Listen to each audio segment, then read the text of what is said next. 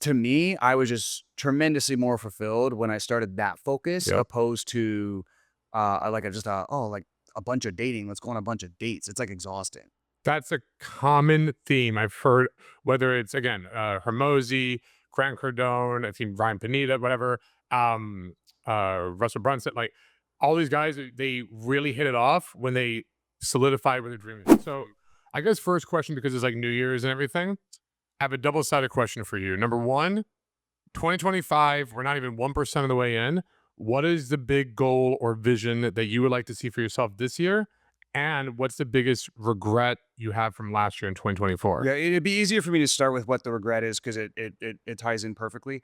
So basically, at the beginning of 2024, I had 3 businesses doing 7 million a month total altogether. At least in January of 2024, it would have been 7 million a month.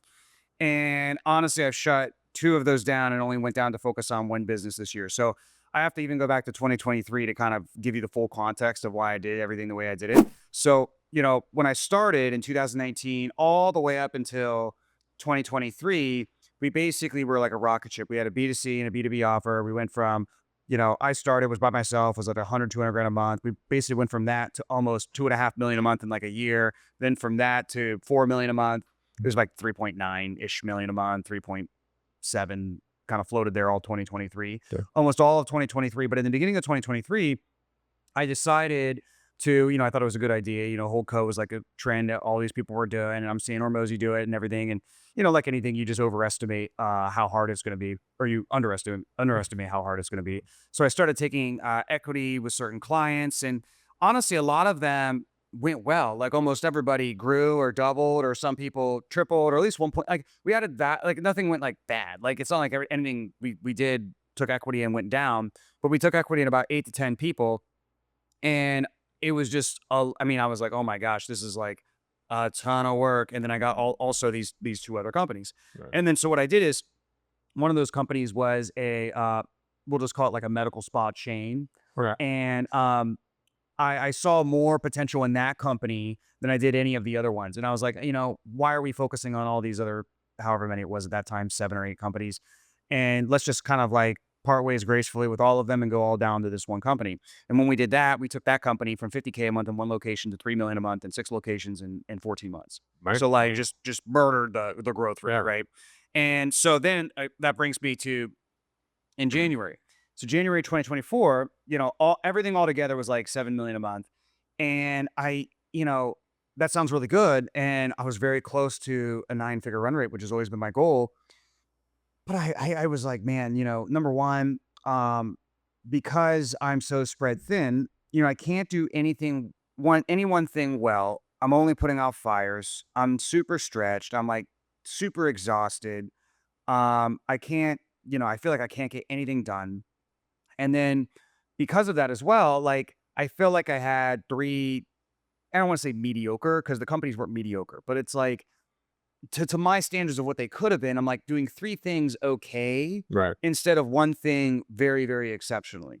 And so what I did is I was like, okay, the profit's not where, and the profit's not where it wants to be because I can't go all in on any one thing and I can't operate at any one thing at the level I truly wanted to.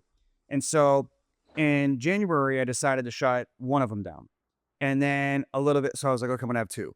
And then in June or May, I think it was actually, I decided to let go of the medical one too, and then only go into the The one business that that, blew up back. yeah, I decided to leave that one as well. Oh, wow. And Okay. so I was like, what I'm gonna do is go all in on this one company, which has just been my sales recruiting company. That's been like the main company that's done the most money. That's even though it didn't have actually the medical one had more top line, but profit wise, it's far and away be anything that I've done in the past. So And there's, so I'm yep. getting into the lesson in a second.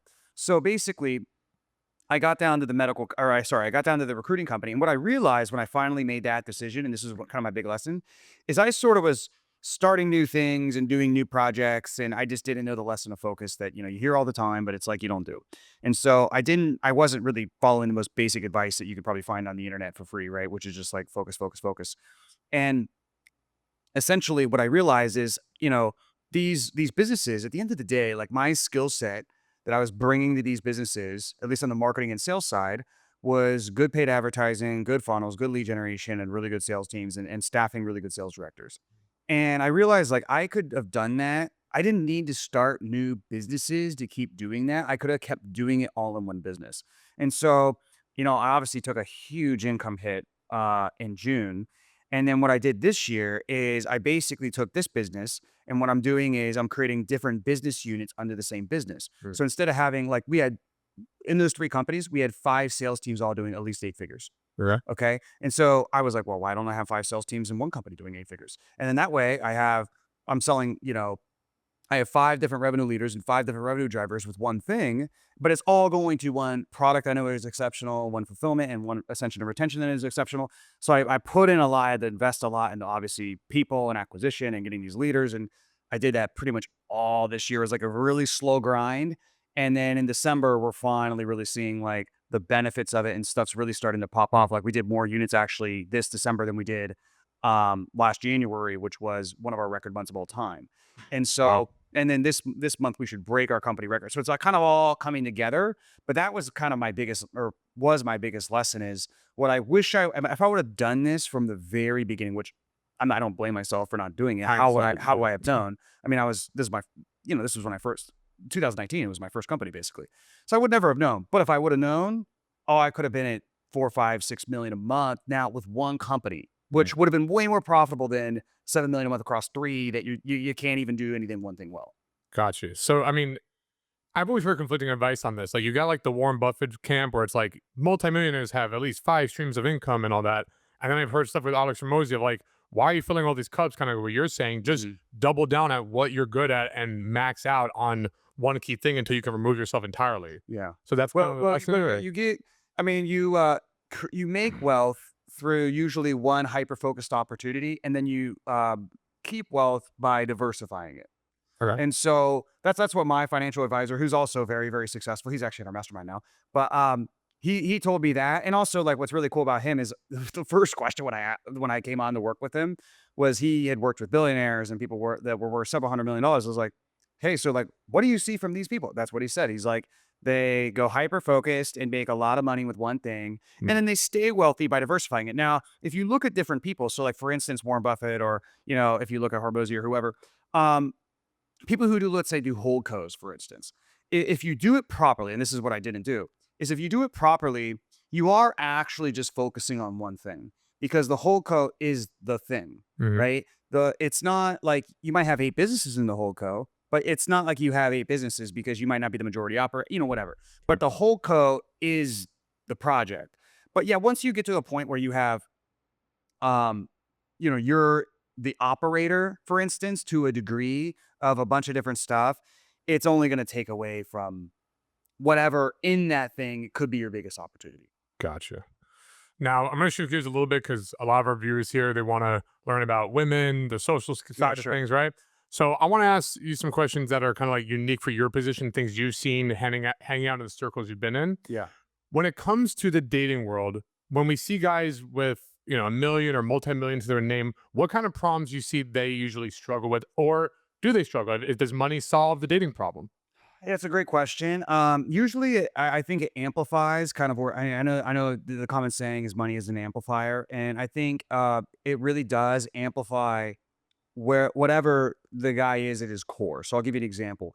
Is like most guys who, a lot of guys who really are bad with relationships, who make a lot Right. of money, they end up being the creeps with money. And you know what I'm talking about when I say that. It's like they try to use it as a tool, which can, I'm not saying that you can't use it to create good situations or environments or whatever that help you meet more people and help you have a Right. better social life or what have you.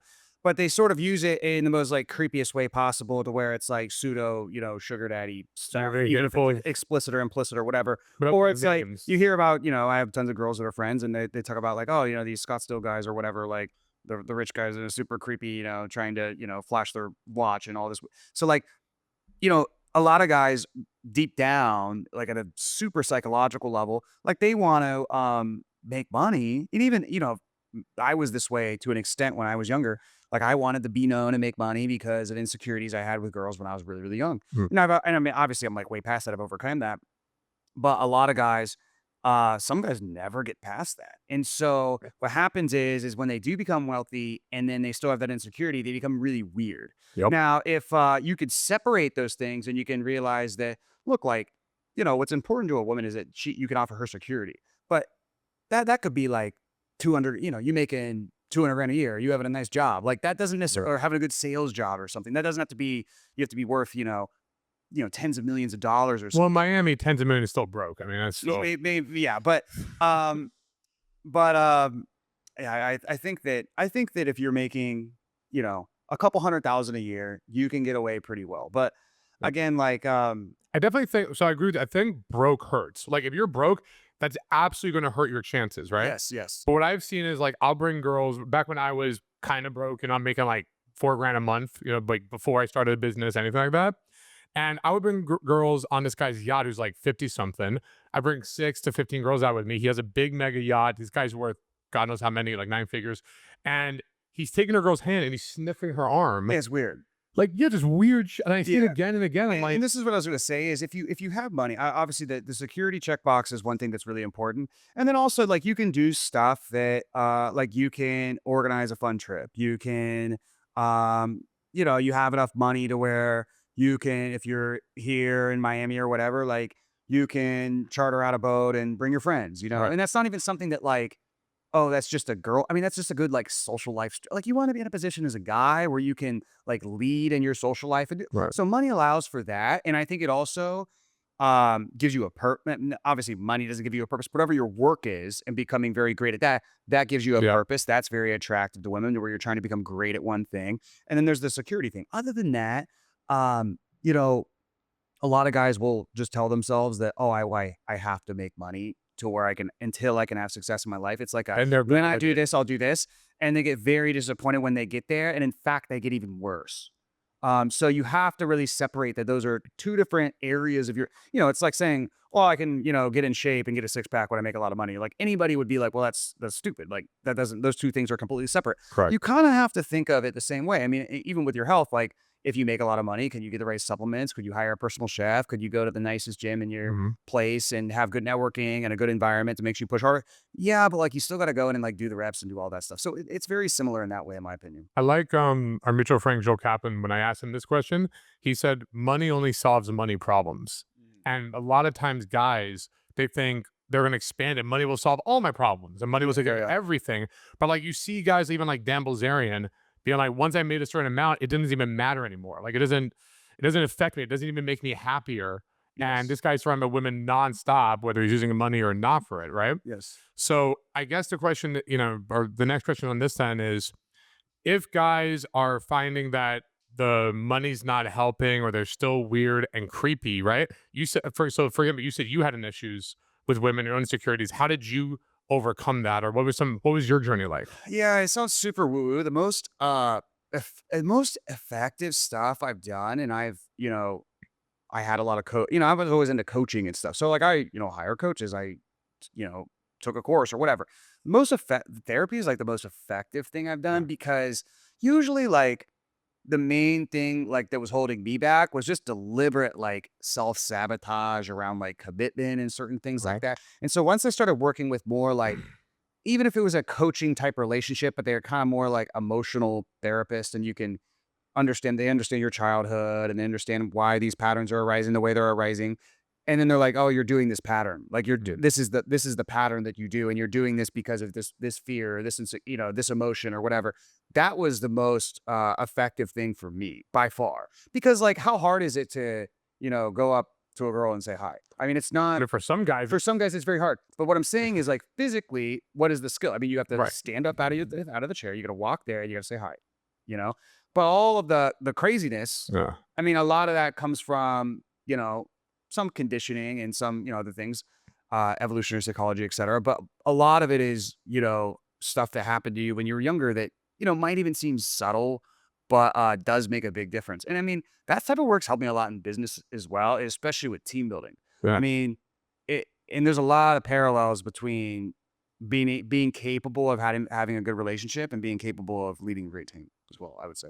Do you find when back in your single days or earlier days when you're going up and doing cold approach, I guess you cold approach and talk to random women. Do you find your sales background help through that? Where you're like going up to girls like, well, are you opposed to going on a date with me or like using any of that? I don't think it I don't I mean, I personally, not really. I don't think it hurts. I think, But let me put it this way.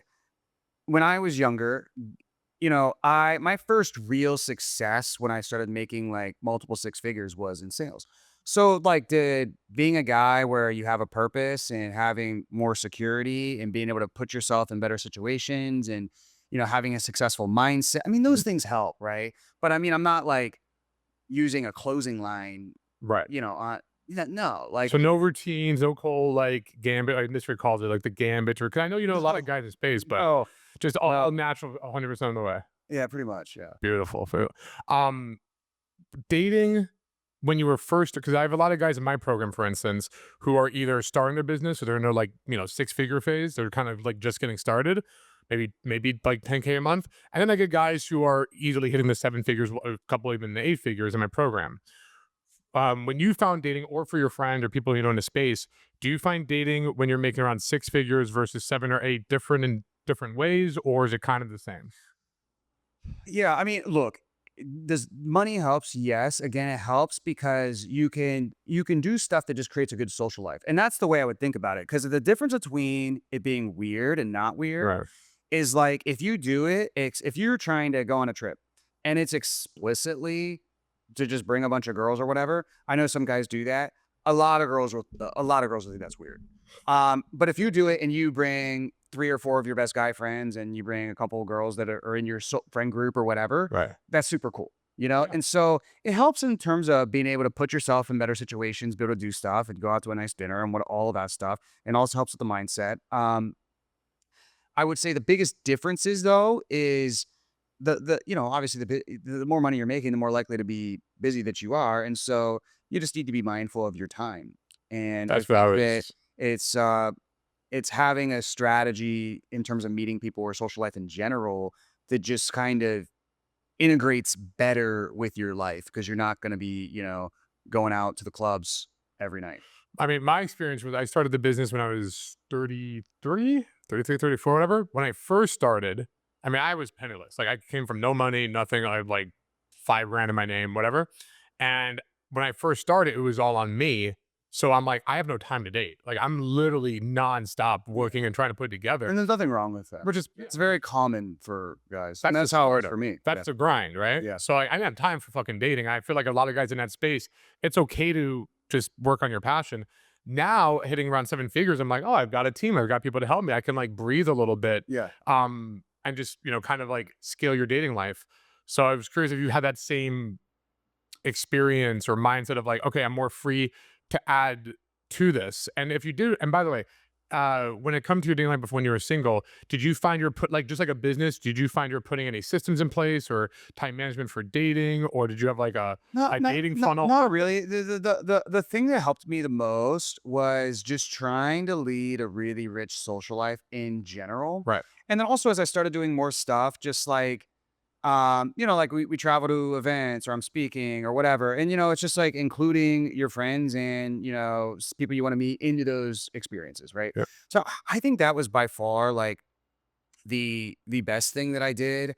A lot of the other stuff that I did, or I would try to do, or whatever, you just wouldn't meet like women that you'd really want to have like a long term thing with. And honestly, too, if you're Like the like club scene, you're saying. working, yeah, if you're working really hard, um, everybody can has different dating preferences. And anything's fine. But if you're working really hard, it's almost better to just in my opinion, just have a long-term relationship. Like I know a lot of guys, they're like afraid to it's like, "Oh, should I wait until I'm but to me, I was just tremendously more fulfilled when I started that focus Yep. opposed to like a just like a bunch of dating. Let's go on a bunch of dates. It's like exhausting.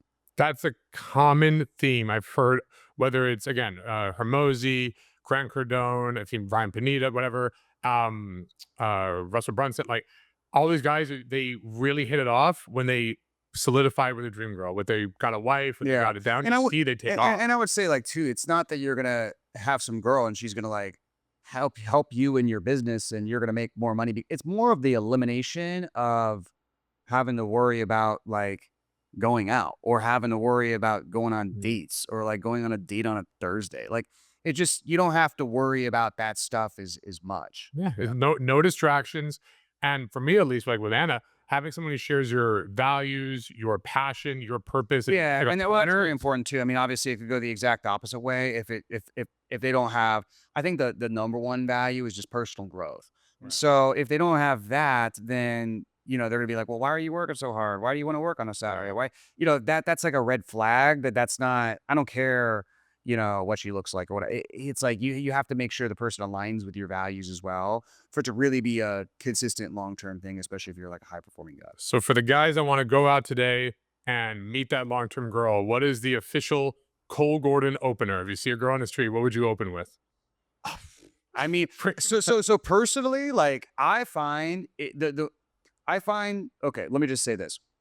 I think it's more about how you're showing up in general Right. and the vibe that you're giving off and how comfortable you are with your own words and your own skin and your own desire or intent. Mhm. I think the words like I mean, you're better to coach on that than I would be. I don't think they personally matter that much. Like, I know some people are like, "Oh, you shouldn't tell a girl she's beautiful and be ultra, be direct and whatever." But at the end of the day, I'm like, man, if you say something that sure is like the direct line that most guys don't like or whatever, Yeah. but if you sound super cool when you're saying it and you're very comfortable, you could have a way better chance than some fancy line or If it's something. congruent and that's how Congruent, you sure. feel right now. Yeah. I have 22 success mantras, and one of them is it's not what you say, it's what you convey. Yeah, And I think the exactly. same thing a lot of times in sales too. It's like if you're saying the perfect script, but your tonality is Yeah, all off. there is a lot of parallels. The thing is though, is that a lot of skills are context dependent. So when you change the context, like Right. believe me, I know a lot of good sales guys, you change the context, they're just terrible with girls. So it's like I don't think Oh, that tempo's not that bad. Come on. well Temple's he's very good. But it's like you change the context, and again, you change the context, you change the meaning. And Mhm. so now they're going to show up in an entirely different way. And, like I had a friend who was in the program and he was a dating coach, and he would say that he would work with like legit billionaire guys, and he would have them go approach girls in the street. And, these are like the hardest core, most like successful guys. And they'd be like, hi, like, just being like, it's like super uppity up talk. Like, so, that's why I was saying earlier that, like, I don't think sales help it I think what really helped me was just, like, the fundamental, like, emotional work, Mhm. Okay. I'm gonna shift. I do have my list of questions I do get what I'm gonna get to. I saw you on another podcast and this got brought up, and I want to challenge you a little bit on this question. All right. Mhm. The future of AI coming into entrepreneur space, the sales space, you seemed a little bearish with it, like, oh, it can't do too much. Do you feel like it might replace jobs? Do you feel the wave coming or a little bit different now? Or you still feel like, AI, the technology is not there, it's never gonna get there? No, I don't know if I necessarily I could see how it could be perceived as bearish. I don't think I feel that way as much. The way I feel like is first of all, there's a ton of I mean, I use it almost daily, right? And there's a ton of applications for it and Okay. just personal productivity and then automating certain business functions to make it better. I mean, all of our calendar management, for instance, is through AI. Our app gradings through AI, our confirmations are through AI for all of our sales call funnels and all of that stuff. Nice.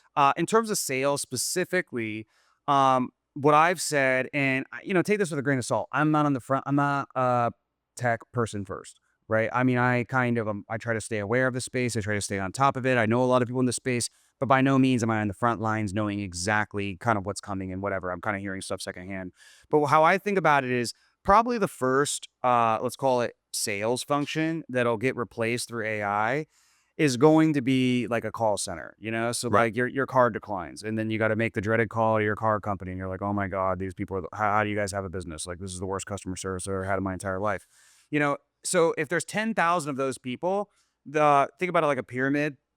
The bottom of that pyramid is going to get replaced pretty quickly, and then if the AI can't, figure it out, you can request a human, and it kind of goes to a second level agent. Then the Right. second level will get replaced. Then eventually you might have 10 people or 5 people, I don't know, whatever, very small amount of people, managing the amount of work through AI that normally a 10,000 person call center would do. I would imagine that that is going to be the first thing that will really disrupt and that you'll hear about. And I mean, that could even be now to end of year. I mean, that's going to come pretty quickly. And you will know when that, I mean, if you at least are into tech news, you're going to know when that's going to come. That'll make big news headlines because Right. that will result in actually out of anything, out of any sales function, probably the most amount of layoffs because it's the lowest skill.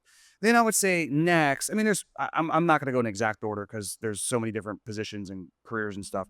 But the next thing would be, and this again, this could be this year, is like, and it really could be even now to an extent, even though I haven't seen dialer AI that's that good, like that's as good as a good human. Keyword good human. If it's a really bad Right. setter, then I mean, I don't know, about the same. But I mean, granted, I mean, if monkeys, you can do better if than a it's a bat good, setter. yeah. The next one would be like a local business, right? So like if you're a doctor and you're running an ad or you're have an inquiry on your website and somebody wants to have a consultation about getting veneers or something like that. How hard is it to call the person? Hey, I saw you inquired about this. When would work for you to come in? Okay, we have this time, this time. I mean, True. that's pretty easy to automate, right? So that kind of be like the next thing, stuff like that, like not like appointment setting, like what you do, but like basic logistical appointment But we're setting. still talking about within like a year span. What about 5 years, Yeah, 10 yeah, yeah. Well, years? I don't know. Nobody knows that. So anybody who tells you they know that is either like the only people I would listen to on stuff like that is people who are the top of the top of the top in the AI field, Mhm. and all of those people disagree anyways. So Gotcha. I don't think we really know, and certainly somebody like me is not going to know. But that could be that's going to be very soon as well. But then like the next thing would be people with like softwares and stuff. Like so if it's a basic software demo, if you ever gone on a sales call and they're demoing a software and you're like, okay, like thanks. I could have probably watched a Loom video. Yeah. Um, that I think interactive AI based demo, you could see that here pretty soon. But on the far side of the spectrum, yeah, stuff like that's very specialized to where, coaching, for instance, I think is one of them, consulting, agency services, a lot of the stuff that, my company does, I think that'll be the last frontier. Now, could it get there? I mean, yeah, but when, how, So we're who safe for now. We knows? just got to Who knows? Yeah, put but money what I'm to saying retire. is that all of those things I just mentioned aren't even here. Right. So you're gonna see those before you're gonna have to worry before I'm gonna have to worry about, okay, maybe people aren't gonna be interested in sales reps So anymore. that's on the human, like phone to phone front. I'll tell Yeah. you one thing we're doing right now with AI agents. It's like happening as we speak. Mm. I create a YouTube video. Okay. Yeah. I put it on YouTube. I'm done. I wash my hands of it. The AI agent can watch the YouTube video, transcribe it into Word doc, whatever. Take that Word doc. It can find websites in my niche. It can then create a blog post about the YouTube video Yeah. and actually write it and put it Yeah, that's where it's in the really good though. like It's that's actually really 200% good. SEO. The It's marketing is it's like really good at stuff like that. yeah. Yes. Yes. So that part I like. Completely unrelated to AI. I just want to say thank you for this amazing voice note you left me. You're the best student I've ever worked with, and your program is hands down the best in the dating space. I'm not Nice. gay, but honestly, if you asked me out, I'd say yes. That's funny. Yeah. Totally unrelated to AI. Nothing to do with that. All right. So other questions here is if Tom Brady got cheated on, it can basically happen to any of us, right? He's probably the ultimate with high status. So what are your thoughts about that situation? Like, do you feel maybe he did do something wrong? Do you think status trumps everything? I Is don't there know. more to it than that? Because I honestly, I mean, I've never even been asked that type of question before. Um, I know very little about that situation, but yeah, it could well, happen. in general, like, he's like the ultimate status man, Yeah, right? So like, yeah. But there's different, I feel like there's different needs than just status, right? I mean, it's like, if you think about building a business, it's not just about product, it's not just about marketing, it's not just about any one thing, it's about a lot of things.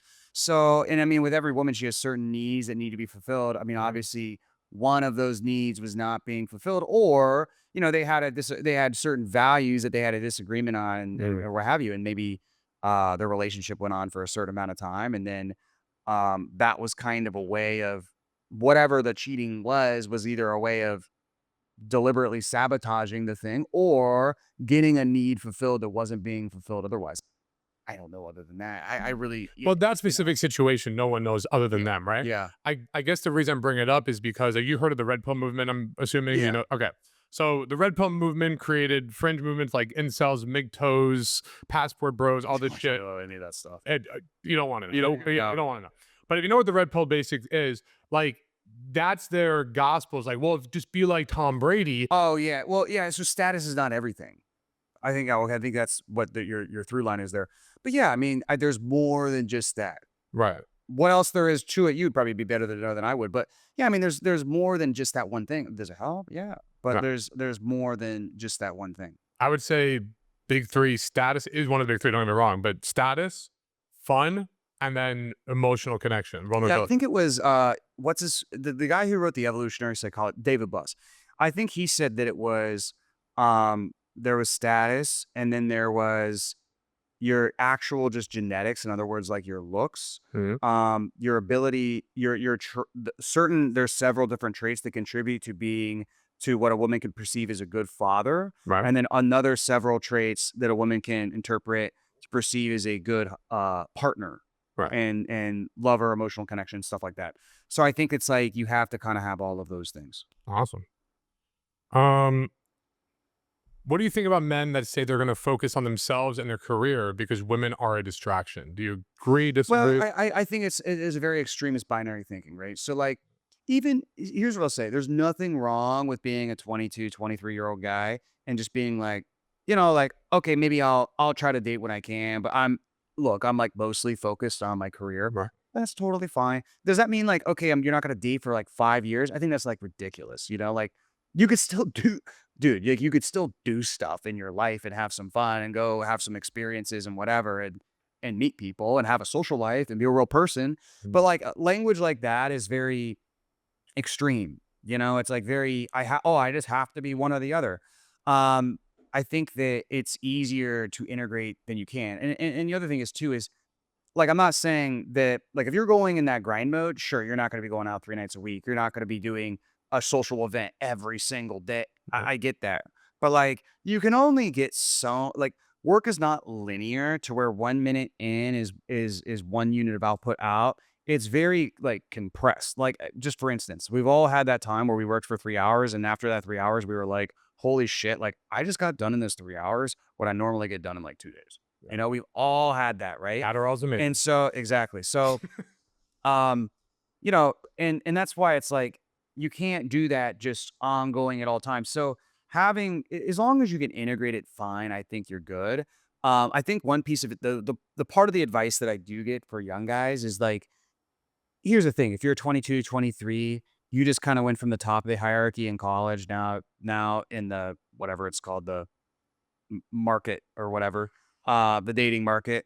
Now you're at the bottom because you have no money, you have no status, you have no, and also you're getting compared to guys in their 40s all the way up, right? Who have a purpose or already have had a lot of success. And then those girls are those guys are also interested in girls that are your age. Mhm. So prioritizing work in those early, it's actually in a weird way, it's a good dating strategy because you have so much more time as a guy, and you know that as well. So, It also gives you a passion too that women can respect. well, exactly, yeah. And so I think that's good. But I think also guys, like, it's the same thing as like guys that are like, well, yeah, I'm really focused on work. I'm just going to sleep on a mattress and not have any furniture. It's like, well, dude, like, you can probably have like a couch, man. Like, Maybe I'm off of it, but I don't think you're going to get like, you know, you're going to lose money and, not get your business right because you got some furniture. yeah. I don't know why. Maybe I'm looking at it weirdly or whatever, but like I love and respect the grind, but I hate the busy excuse. If that Yeah. makes sense. Like it's like that's part of it. Like it's hard, but you have your cake and eat it too. You make it work. Yeah. The same guy's like, I have no time for dating. I have no time for dating. 'Cause I'm working on my business. Oh wow, so you don't even go to the gym then, huh? Oh well, no, I go to the gym. Oh, so you make both work. So it's Yeah. like it's a grind, but I feel like that busy excuse really is kind of what you said. It's very binary. It's very like Yeah. It's just extremist thinking. no. Yeah. All right, another question we got here. You teach people how to handle objections like a pro. How would you handle the dreaded "I just see you as a friend" objection? Oh, for women, Yeah, for I women. would just move on. Done. Like, you see me as a friend, peace out. Yeah, I mean, I just would be like, oh, okay, cool. And I mean, but the thing is that the only right response to have is just to prioritize your own time correctly and just to be indifferent. And so it doesn't mean you intentionally ignore the person or change. It's just like, okay, you're just gonna move on, right? I mean, that's the Right. only thing you can do, right? There's not by the nature of trying to do anything to change that, you're sort of like trying. Does that make sense? Yeah. So it's kind of like I would just move on, and then maybe they can come back into your frame, I suppose. I mean, personally, what you were saying before, I'm like a Native American. I want to use every piece of the buffalo. So if I've got a girl who just wants to be my friend, if she's an attractive girl, I'm like, I will take you up on that offer. Oh, I see what you're saying. I'm No, down to be selected. that is actually smart. Yes, I mean, I didn't think about it like that, but yes, like that's Because so many people are like, fuck female friends, fuck this shit. Which, by the way, like, if you genuinely, your heart for this girl, you're not going to be able to keep her as a friend and you're kidding sure. yourself. So I agree with Yeah, you. I understand what you're saying. No, but I mean, that's the thing is like, great, that's awesome. But like the number one way to meet people is through people, Right. and so yeah, I mean, just move on, but then treat them like a friend. So let's say a lot of my guys, the holy grail is social circle. Cold approach, I think, is like door-to-door sales, great for the skill set development. Yeah. Online dating, great way to get laid, get dates, but like it's online dating, right? You're kind of limited with who's on the apps and shit. Uh, Social circles where you meet the highest quality, high status, most gorgeous women, the people behind the velvet robes. The question I always get asked the most for these kind of guys, well, Jared, I have no friends. I'm in whatever X city here.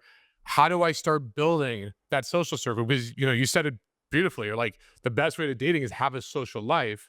What would your advice be to guys who are kind of just starting that journey? Well, I actually I don't know. That's a good question because I don't know exactly what I would do starting all over. I just know for me, early in my career, I focused a lot on my career and I built a lot of like-minded guys who were cool in Mhm. my age. And then we started doing stuff and then we created cool experiences and we started inviting other people. So it just kind of snowballed into that naturally where kind of one day I thought, yeah, this is probably the right way to do it. But I don't know exactly. The only thing I would say is if you don't have money, um, you could be friends with a guy who has money. But then again, if they don't have, oh, I have no friends, I don't know. What would you tell that person? So my go-to is if you draw me in a city where I knew nobody, Yeah. my go-to is I'm going out cold approaching and meeting women left and right to not pick them up, but to befriend them. If I Sure. can get 2 to 6 good ride or die female friends where I'm like, I'll cover the drinks, I'll be your wingman, I'll make sure you're safe. Now, as well as I do, people, you throw these masterminds, people walk in with Rolexes and their cool suits all the time. When you walk in with 2 to 6 girls around you, all eyes are on you. All of a sudden, people want to get to know who you are because now you're pre-selected. So the first thing I'm doing is I'm going to befriend 2 to 6 women, make them my ride or dies. I'm not trying to hit on them, keep them safe. Then usually, if they're attractive, they're going to know what we call a social connector, meaning a guy that just knows everybody. Right. So I'm going to ask them like, yo, who's the guy in town? Who throws the best parties? They introduce me to that guy because I show up with women. I can usually bond with him. And then the people at his parties are called value connectors, a guy with a mansion, a guy with a boat, a guy with Yeah. So whatever. you have the strategy down. Yeah. So it's just, So there you go. it's literally like, but I look at it almost kind of like the business where I want a good business, you have the good product first. So if I'm going to make a lot of friends with high status guys or beautiful women, what do they want to see me have already is I've got beautiful women with me as well. Yeah. And also stuff going on. And a life, I mean, like a Yeah. life. But it's hard to get stuff going on if you're out of the loop. So Yeah. the moment I make friends, a lot of like, for example, and I have a girl coming over later to, from Miami. Last week we had this girl, Kat, invite us to a rave thing. My ass is 39. I'm not big on raves and staying out till 3 in the morning and all this shit. But I'm like, I know other attractive women, other people will be there. I wouldn't even know this existed, this thing going on, if she didn't tell me. Mhm. So the more attractive women I meet, the more I'm dialed in on what are fun, cool things happening Yes. in my area. Yeah. I would agree. Yep. All right. Next question here. So you coach sales teams to greatness, obviously. What can men learn from that about becoming a high value in their relationships, building teams or building your own relationship?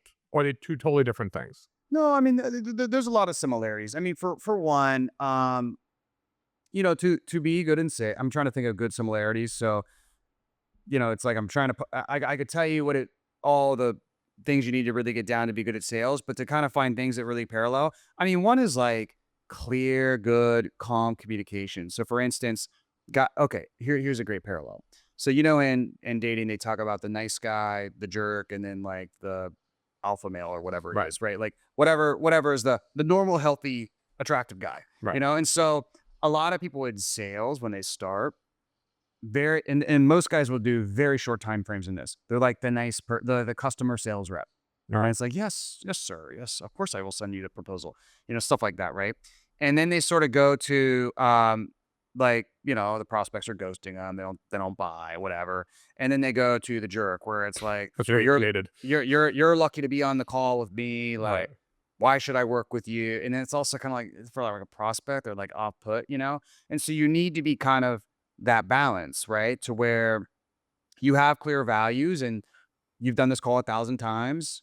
You are gonna, you're gonna take the lead. You're gonna handle the call correctly, Mhm. and you're not gonna be rude or any off-putting thing. Like you're not gonna bring any of that weird energy in the call, but you're also gonna be able to set clear and healthy boundaries. So that's very similar to dating. I mean, also, just with sales, just clear communication in general, and just being confident and articulate that helps. Like for a guy, for instance, if you're a guy who struggles with that, but then you can get good at sales, then that'll transfer over to a degree. I never really experienced that because I was always articulate. My sales struggles were probably quite different, but I was always articulate, so like I never really had a trouble transferring that over. The other things too is just the basics around like with sales, building a pipeline, right? And just knowing like, okay, you got to get used to. I mean, I say one of the biggest things is just rejection, right? Like, I truly, and I still might get mad if somebody like if I'm trying to close somebody and they reject it, right? I might get mad, but I'm not mad at the person per se or whatever. Just mad at It's wops. more I'm just like competitive, Right. And so it is what it. But I'm also like, oh man, like they missed out. Yeah. I'm like I like truly believe like Trying to help this. we're kind of the prize, and like I'm like, dang, like I feel like they just don't get it. Like they just messed up, man. Don't, They don't just even, missed out. So I think that's a little bit similar as well. But yeah, the rejection stuff, and also just like okay, knowing that to have success with anything, it's not about just going out and meeting one person or whatever, meeting 10 people. Like, there's numbers and volume that go into it. Even, I know that sounds like a cold approachy type of thing, but even with anything, there's just very always themselves that. almost every. Yeah. The only time I really get mad with when it comes to doing sales calls, which I pretty much stopped, right? But when I do them, is not the no, because I get what you're feeling. I'm like, you missed out, honestly. It's when they say yes, and you're like, okay, we're good, and then they change it to no at the last second. It's like Yes. that for whatever reason still. Well, yeah, triggers me. I think that triggers everybody. But I also have been through it so much that like, yeah, when they said yes, I don't even believe them. Like, it's only the money. Like, you're I allowed. believe the card. Yeah, I believe getting the card. Yeah. So like, I believe you when you. that's a good mindset. So I mean, like that's why I never will just they're like, oh yeah, I'm totally in. Just send me the invoice. I'll pay by the end of the day. No, it's like we're gonna follow up. Usually I'll follow up tomorrow, and then I diffuse the pressure and make sure that they actually show up to the call, and they don't have to come to the call with a decision. Right. Certain things like that. But that just comes from I just know people, and again, like actually, what'll help you sort of realize this is or not get as upset about it is when they tell you yes they want to do it, they actually mean they want to do it in the moment. Mm. It's like when a girl is like, you're the worst, it really just means you're the worst right at this very second. Right. It doesn't mean, whereas a guy says it, it's like, oh, like this guy's thought I've been the worst for like 2 years, because guys evaluate more on track record and women evaluate more on the moment. Right. Right. And so, But even guys on that call in the sales, it's almost like a woman. It's like a very emotional mentality at that point. well, people are emotional. I mean, especially if they're making a big purchase, Right. and also it's like depending on what they're buying, it could be something they're insecure about. So it's kind of like it could be very emotional in some ways. Right.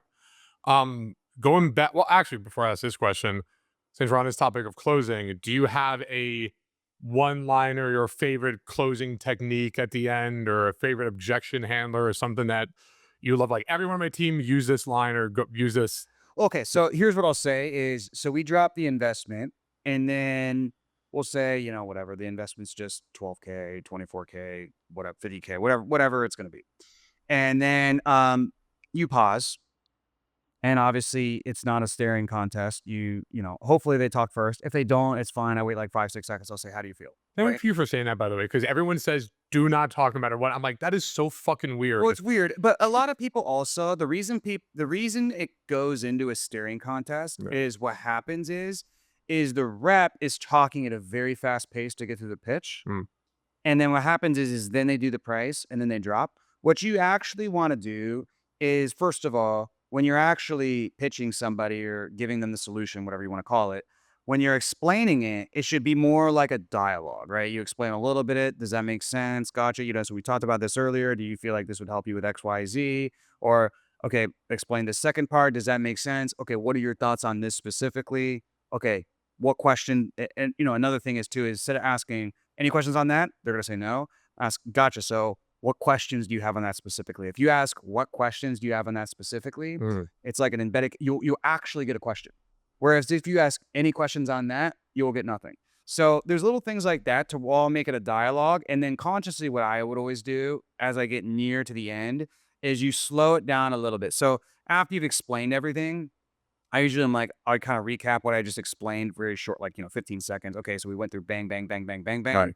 Right. So that's basically all I have. I'm going to talk about next steps in a moment, but just on this specifically, what questions do you have on this now that you have all the information? And then what we do is they ask the question, we clarify the question, which I can get in that. That's a whole different framework. And then I answer the question in 1 to 2 sentences. And then I say, great question. What are the questions? And that will slow it down. And then I do a little soft temp check, and then I go into next steps in investment. But that's slowing it down. Then when I give the investment and I shut up, they'll always talk first. That never, see, the whole staring thing, that never happens to me because I know how to pace the conversation. Where it happens is, and it even happens to good guys, like even my guys who are above average, it happens to them, is they'll be talking a lot, and then they give the investment, and then the person thinks you're still going to talk. That's why they didn't talk. It's Right. not because they're trying to win the They're stare. waiting for the It's next. not because they're trying to win the silence contest. Yeah. They just think you're not done. I mean, you were just Speedy Gonzalez, and now you just stopped. So they're like, did I lose you? What's going on? Like short And circuit. so anyways, if you do run into that though, you just wait 5 to 6 seconds. How do you feel? That's it. And then that'll give them the talk. That lets them know this is and it's a very neutral thing. It's not, oh, is that reasonable? Does that work for you? I just say, how do you feel?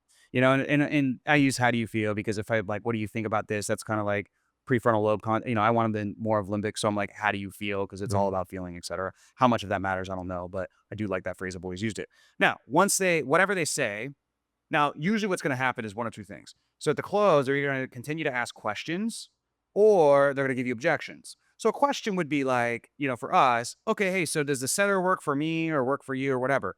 So if I get a question, and usually what happens is you get series of questions Okay. and then you get an objection. Or you can just get the objection. But it never usually happens where you get an objection and then you might get an objection, overcome it, then you have a series of questions, then Right. you might get another.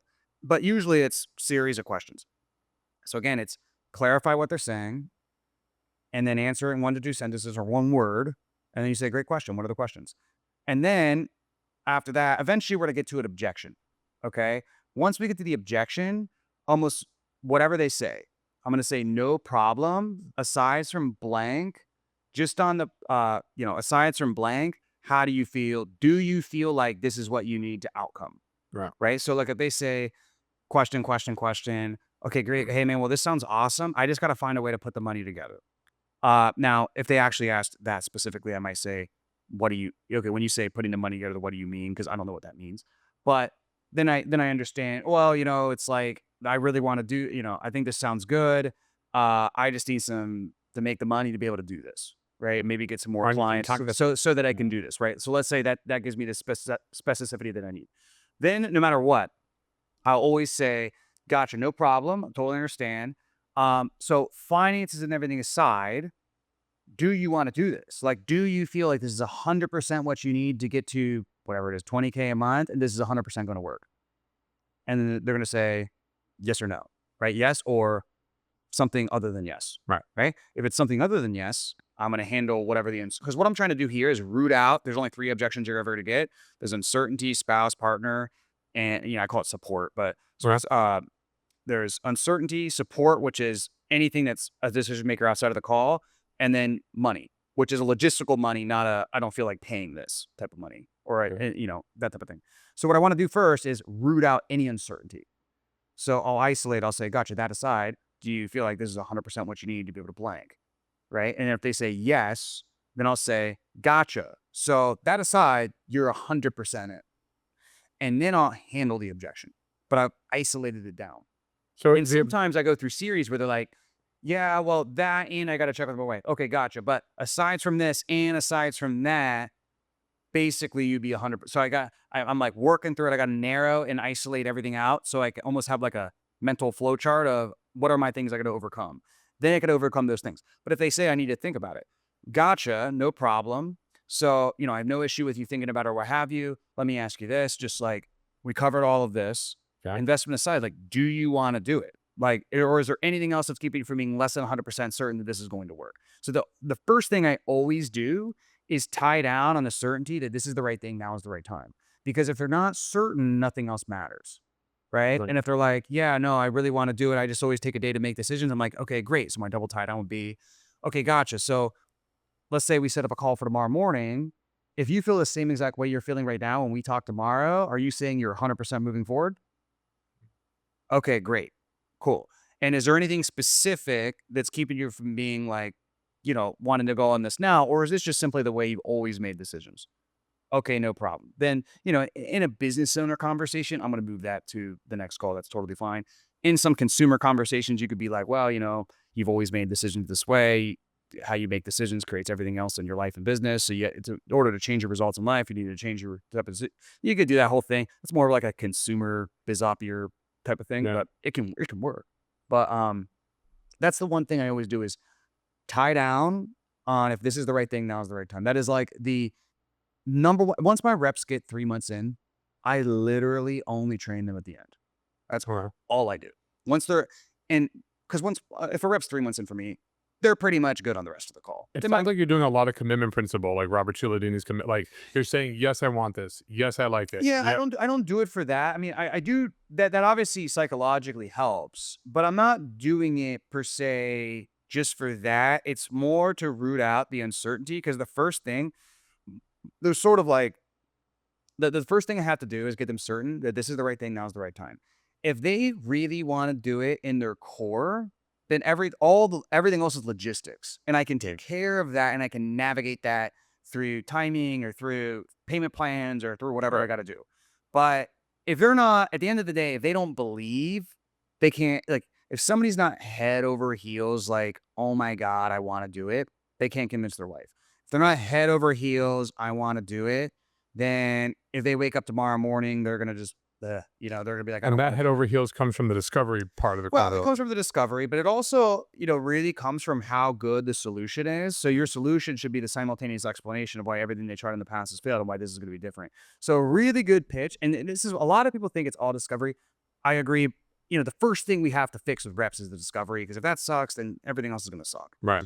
But with how I sell, a big part of it, and I've had a reps tell me this before, they'd be like, yeah, I always used to think it was just only discovery, but I've really realized like there's a lot more to this pitching thing and really like providing the solution and the thesis than I thought.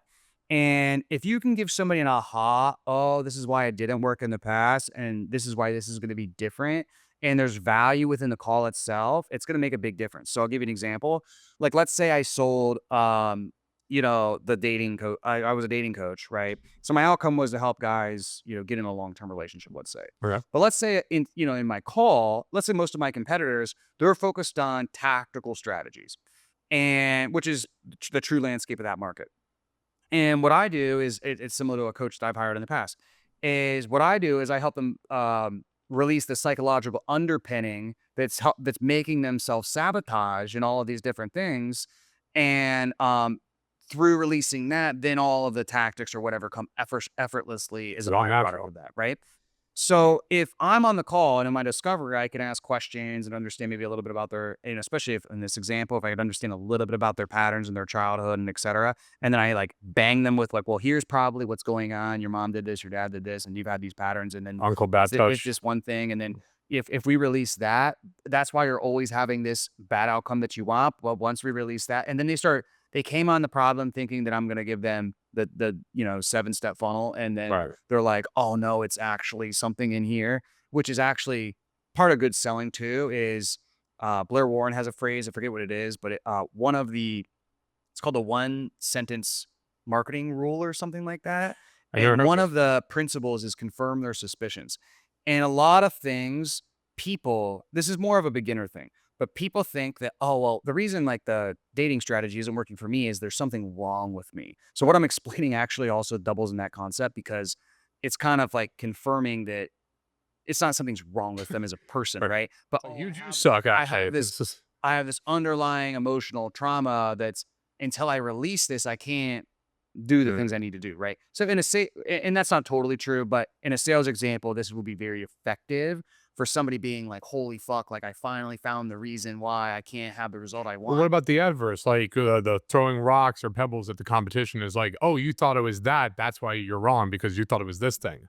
Yeah. So, like, when keto came out, like, the carbs and bread was at the bottom of the food pyramid. Everyone was like, "This is the healthiest thing to eat." And then all of a sudden you got, like, the, keto diet, Atkins guy saying, "No, that's actually awful. Everything you thought you knew is completely wrong. You Yeah. gotta eat no carb." Like, Yeah. Well, it's that too. But you can spin this however you want. Like if I was somebody who is pure tactics, you could, and let's say everybody else in the market was the emotional blah blah blah blah blah. You could literally say, yeah, I mean, none of that matters, because by doing the things, the fastest way to actually relieve that emotional block is by desensitizing yourself through it through real world experience. So like you can position this however you want to. but I'm hearing the main thing you're saying is position yourself different than the majority of the market in your space. Yeah, well, the main thing is giving somebody you want, it could be different. It doesn't have to be static. Like you're kind of thinking static. Okay, I got to position myself differently than other people in the space. I want to see how this person comes on, and it's like, what have they tried in the past? And then through giving my solution, I want them to understand why those things didn't work and why this is going to be different, right? So, for example, I'll give you a very tactical one. Let's say somebody um, is coming on because they want Facebook ads help and they're running a webinar. And I do a whole discovery process. Maybe I even audit their account.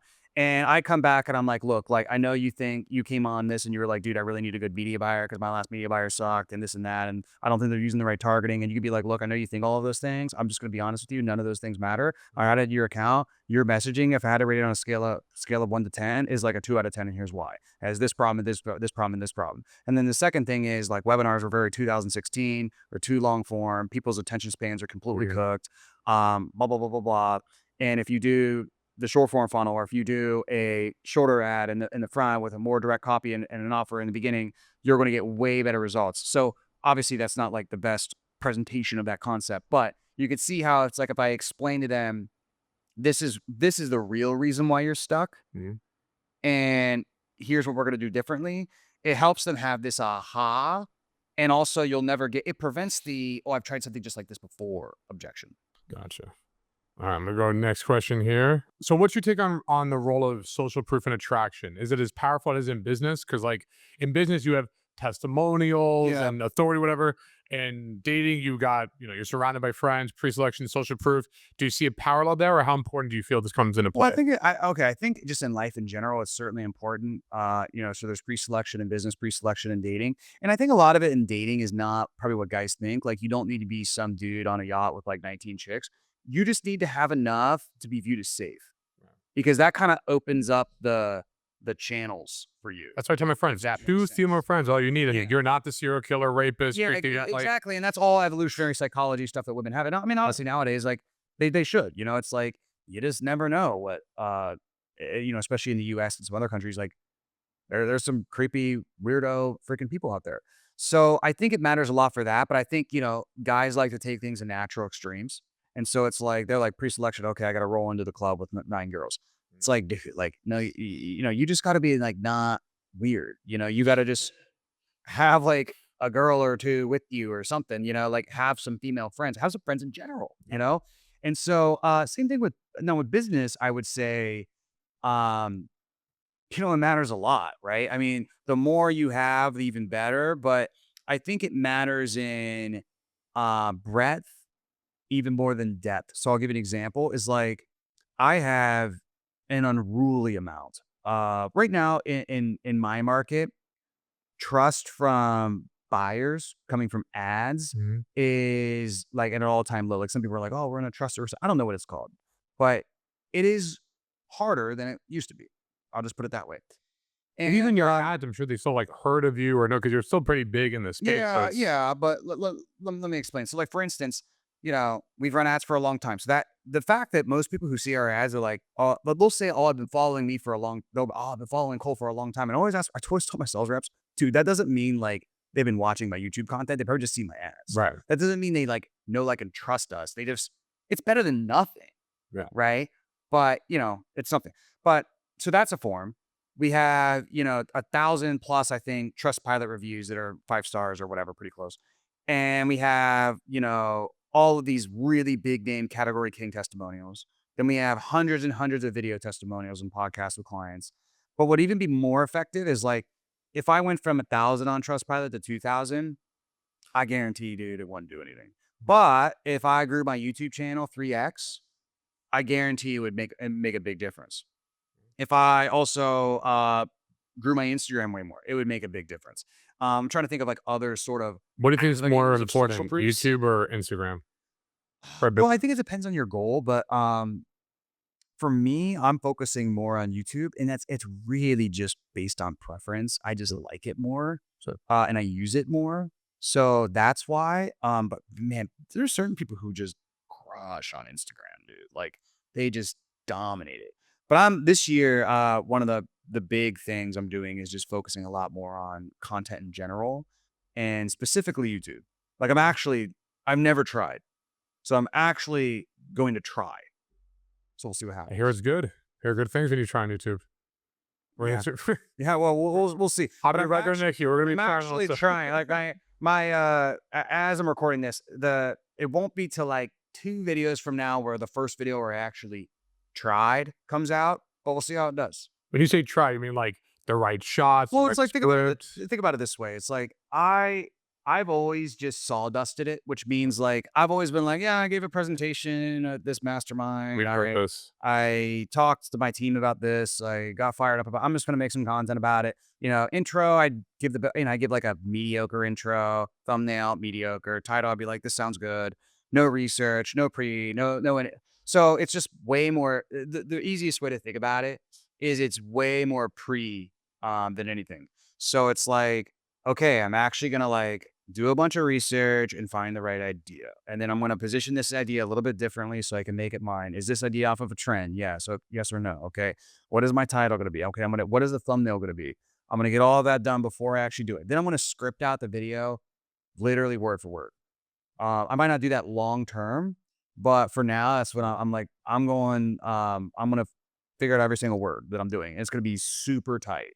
And then when we post, it's gonna have a little bit more editing, not like the type of TikTok editing where you're like, it's like On his face. money and dollar signs flashing, but like editing that just helps like support the learning and the content because my content's like and then of course I already mentioned this, but like just a lot. I mean, even titles thumbnails, I've gotten better at that in the past like 2 weeks. And I mean, it definitely makes a big difference. Like I've probably gotten like 33%, 50% more views. Now for me, that's it's still not a lot of views, but it's 33 to 50%. So I mean, I'll take whatever I can. Any thoughts on hiring like Mr. Beast or somebody of like a set I could tell you, who I hired. Yeah. I hired a coach. Okay. Yeah. Can we say his name or no? We want to keep it. Well, his name's Jordan Welch. Okay. You might know who he is. Yeah. But yeah, I mean, they've been really good. And he shows you like everything I know is like the hooks, is the hook, the Yeah, title, for me, man, dude, I'll tell you this. Like, there's some good stuff I learned. Don't get me wrong. It's nothing I haven't heard before. I just needed somebody who was. I have a big ego, and so I'm at least self aware enough to know.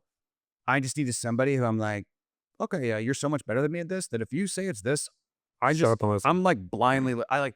It's actually kind of fun because I haven't been in a program where I just blindly listened to somebody in like a long time.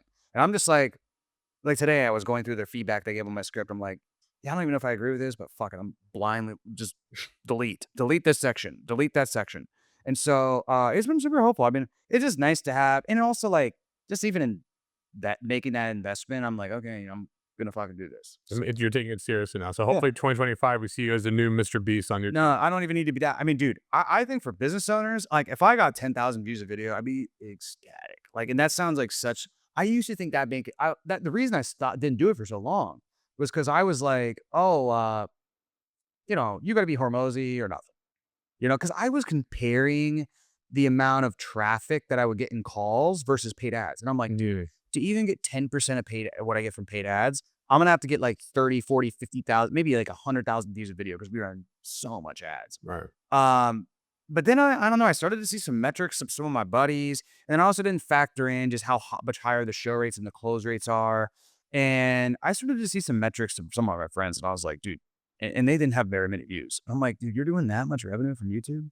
And I was like, dang. And so I was like, if in 10 to 20,000, like once my barometer was like, oh, if I just get to 10 to 20,000 views a video, that's like gonna put it's gonna decrease ad costs. Yep. It'll also allow my ads to actually retarget naturally because the pixel's really good. So like you'll get better ad advanced to go. performance. You can obviously run retargeting. So I was like, man, there's a lot of and I'm getting a sale from that. I'm getting a sale from that. I don't have to pay for it. So I get the cost reduction there, Yep. and the calendar slots filled. I don't have to pay for. I'm getting a cost reduction there, and they're more likely to be PIFs, and more calls lead to a higher closing rate. So it's like I can feed my closers the nice laydowns that they want. And it's forever. It just keeps going. When they watch the 5-day course on YouTube. Oh, it's done. Yeah. Yeah. So one of the biggest things, like so I have this organic YouTube course I Yeah. put out there.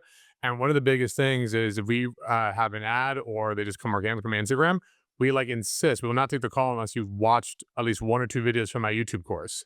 Because once they've seen that, they're like, I know he's legit. I know this works. I know this is good. Yeah. And then it's a guaranteed in because the biggest thing with a lot of times these sales calls is the trust factor. Yeah. And that's what organic Yeah. gives you. And that's what also is like, it's good lead nurture. Mhm. If somebody watches one video of mine, I would bet it's like 50% plus close rate. Yeah.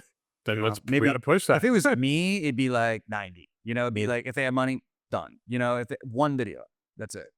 And that's the goal, because get them to see that one fucking video. Yeah, exactly. Last question here, because I know we're kind of running out of time, or it's been a while. What do you feel is the biggest difference between you and like the average guy out there? Like, why do you feel you've seen success in so many areas of life, and so many guys, they grind and grind and grind and they struggle and they're not cracking it?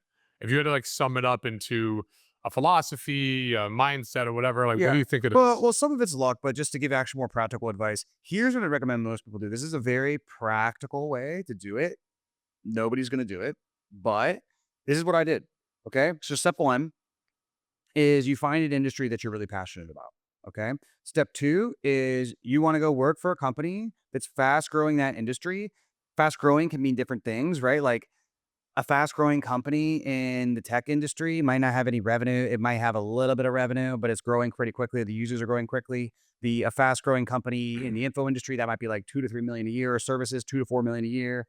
But like you want to find somebody where you're like, you really respect them. You're like, you look at the founder, you can learn a lot from them. You can get in a level where you can work with the top people in that company or even the founders. So you get a really great mentorship. And fast growing, and you feel like they're likely to be like a category king. Okay. That's very, very key. And then whatever industry that you're in, you want to find, you want to eventually, and even if you don't start there, that's fine. You can start as a janitor. I don't care. But you want to eventually get into a position where you're the closest to the value creation. So this is why it's important to know what business that you're in. And so, for instance, in the software business, it's a product business. It's all product. I cannot stress that enough. I have so many, I'm not a software entrepreneur necessarily, but I have tons of friends that are, and the software space is really kind of the most well-known space in the business space, in my opinion. And it is so much about product. It's so hard to get a really good product. When you do, everything is so much easy. Retention is so easy. Like our clients who have legitimate good SaaS products, it is crazy how easy marketing and sales is. Insane easy, insane. Like you've never even seen. But the product is so hard. It's so much harder than anything that there is to do in the info business. It's 10 times harder. So the closest thing to value creation in software is to be a developer. Yeah. Now, you can make waves in software by doing other things. Another thing that's very close to value creation in any business is sales. So, that's always going to be a good thing. Leadership's always a good thing. Copywriting, media buying is always a good thing. But like in software, it's development. And let's say you take a cleaning business. The closest thing to value creation in that business is being able to scale labor. It's very easy to get customers, but it's very hard to manage super entry level employees who are likely English is not their first language. Green card. Fresh immigrant, yeah, and you have to be able to be a dual language speaker. And so, if I'm going to get into that business, I want to be that person, right? If I'm going to get into the info business or services, you got to be somebody who's either really good at media buying, copywriting, sales, because it's very heavy marketing and sales constrained business. So you want to so I recap the steps: industry that you're passionate about, fast growing company where you feel like you can work closely with the people at the top, and then position yourself eventually where you're gaining a skill that's the closest to the value creation. If you just do those three things, there's so much. I mean, first of all, you can grow with the company, make a bunch of money because you're the one closest to the value creation. You could make several $100s a year just from that, if not millions per year, even within a company, or eventually be your own entrepreneur within that company. Or you could take what you learn there, eventually get into some sort of consulting or a service or something like that. Or maybe you're a developer for a software company. You end up starting your own product because you have so much reference experience of doing it the right way. Let's say take the cleaning. If you were a guy who got in early at a company, became the manager of being able to hire all these cleaners or whatever, let's say pest control. It's very similar. You got to be able to recruit and hire all of these tradespeople that are, it can be tough to manage. But if you can master that skill and build a network, how hard would it be after a non-compete to just start your own company, whip it up like that? Because marketing and sales for those types of businesses are very easy. So that is the number one path that's super practical. I've always said that. And then what's funny is one time I read the book Mastery, and it was by Robert Greene, obviously a really good author. He reads all these history books. What he distilled down was like the path to success, literally exactly that. I was like, oh my God, I've been saying this forever. This guy's like, he wrote about it. I was like, oh my God, my idea was like, this is actually He stole your idea. yeah, I didn't think, I was just like, oh, this is like really validating. You, Robert Greene, with the fun. No, but I'm like, no, it was the exact opposite. I was like, oh, like maybe my idea is actually good. Because, I was always like, here's my 2 cents. But I was like, oh, now this kind of gives me some validity of what I was saying. For a young entrepreneur, guy, girl, whatever. But, for a lot of people that listen to your podcast, man, that is like the number one piece of advice I would have. And that is super practical. Nobody will do it because it requires you to admit that you're not going to be a millionaire this year, next year, or the year after probably. But, money traces value. So if you can just, and your ability to generate value is through your skills. So if you can just do something, if you focus on acquiring skills, which will allow you to provide more value, the money will catch up eventually. So I did this track and, I only got to like about 400 grand a year in sales. But then when I left, I had accumulated so much skills, even outside of sales and even leadership, because I was with this company. We were fast growing. I had to work with the founder every day. It was like the best experience I ever had in my life. And I had all these skills. And so again, income traces value, which is reflective of skills. And so as soon as I left to start my business, the first month I did 100 grand a month. Jesus. Yeah. Because so I just had to be patient. But most people today can't. It didn't take a month. It took years. And it's for our industry. I think in most industries, what I just said is not controversial. In anything online, it's very controversial because like the brainwashing is like, become a millionaire overnight. It's like, okay, great. Like you actually have to be good at what you do, Yeah, these guys aren't making 100K their first month. They're fucking up, obviously. Yeah. No, I get it. Yeah. So anyway, thank you so much for being on the podcast, my man. I hope you have an amazing I know you will. Amazing 2025. And I'm just glad I get to be along for the ride with it. Absolutely, man. Thank you. All right.